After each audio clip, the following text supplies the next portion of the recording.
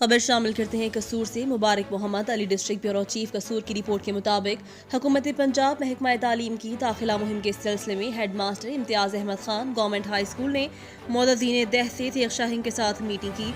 Journalist Chaudhary Faheem Qasim समेत मोअज़्ज़ीन दह की तरफ से साबिका हेड मास्टर मोहम्मद अली, चौधरी कासिम, हाजी रमज़ान गुजर, कौंसलर मोहम्मद नईम कम्बो ने खसूसी शिरकत की। साइंस टीचर मकबूल अहमद ने मोअज़्ज़ीन दह को बताया कि कोरोना की वजह से स्कूल छोड़ने वाले तलबा को वापस स्कूल में लाने के लिए हमारे साथ ताउन करें और नए दाखिले के लिए पब्लिक मीटिंग्स और कब्जात शेखम की तमाम मसाजिद में ऐलानात किए जाएं। इसके अलावा school head master Imtiaz Ahmed Khan ने मोअज़्ज़ीन दह में चौधरी कासिम और मोहम्मद नईम कबो को एजुकेशन चैंपियन मुकर्रर किया।